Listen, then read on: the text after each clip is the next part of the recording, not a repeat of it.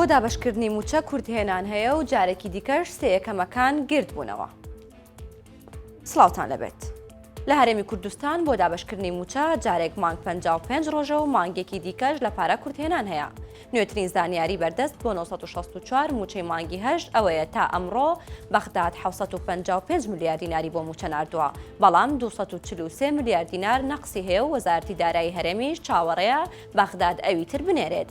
هونەر جەمال وتەبێژی وەزارەتی دارایی هەرێم بە 964 وت بەغداد 755 ملیار دیناری ناردووە، بەڵام بۆ دابەشکردنی موچەی تەواوەتی فەرمانبەران و موچەخۆرانی هەرێم بە هاوتاکراوی پێویستە 243 ملیار دیناری دیکە لە بەغدادەوە بێت و پارەکە ببێت بە 998 ملیار دینار. دەژڵێت هەتا تەواوی موچەکە نەگات چاوەڕێی لیستی موچە نەبن. بە دروشمی بەڵێ بۆ دامەزراندنمان زیاتر لە 100 کوڕ و کچی کەسێ یەکەمی سەر ئاستی زانکۆ پەیمانگاکانن لە بەردەم ئەنجومەنی وەزیران لە هەولێر کۆبوونەوە و داوا دەکەن دابمەزرێنرێن. ئەوان کەسێ یەکەمی ساڵانی 2007 تا 2024 و 6 وەج بن. ژمارەیان 12286 کەسە و پێشتر 35 جاری دیکە بۆ هەمان مەبەست و داواکاری گربوونەتەوە. بەشدار عەبدوڵڵایە کێکە لە سێ یەکەمە دانەمەزراوەکە و لە قەڵات زێوە چۆتە بەردەم ئەنجومەنی وەزیران و لەوێ بە 964 وت 6 وەج بە دامەزراندنمان وەستاوە و دەبێت بە حەوتەم، بۆیە داواکارین دامان بمەزرێنن.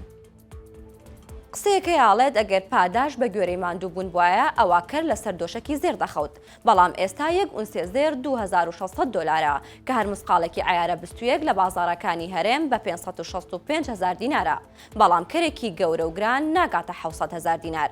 بارزان جانباز لە مەیدانی ئاژەڵانی هەولێر کە وەکو خۆی دەڵێت تەحەکوم بە بازاری گوێدرێژەکانەوە دەکات، دەڵێت ئێستا ڕۆژانە 10 بۆ 15 کەردەفرۆشێت و کەرەکانیشی چوست و چالاکن و لە گەرمیان و پێنجێن و سلێمانیەوە داواکاریان لەسرە.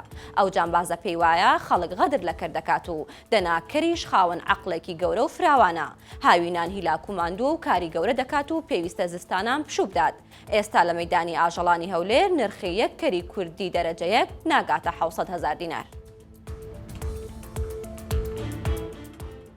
پۆلیسی سلێمانی ئەو تۆمەتباری دەستگیر کرد کە لە ناو بازار زۆر بە شوێنەی و بە نەعلەوە دەگەڕا و گیرفانی خەڵکی دەبڕێ و لەو ماوەیەدا 5 دەفتەر دۆلاری ئاوا کۆکردوتەوە. پۆلیس دەڵێت چەند هاوڵاتیەک سکاڵایان تۆمار کردووە کە لە ناو بازار گیرفانیان بڕاوە و دزیان لێکراوە، هەر بۆیە دەست بە لێکۆڵینەوە دەکرێت و تۆمەتبارەکە دەستگیر دەکرێت. بە پێی ئەو گرتەڤیتۆی پۆلیس بڵاوی کردوتەوە تۆمەتباری هیچ خۆی تێکنادات و دەچێتە نزیک ئەو خەڵکەی خەریکی مامەڵە و سەوداکردنی شتومەکن، ئەویش خۆیان لێ نزیک دەکاتەوە و دەست دەکات بە گیرفانیانە و ئەوەی تێیدایە دەیدزێت.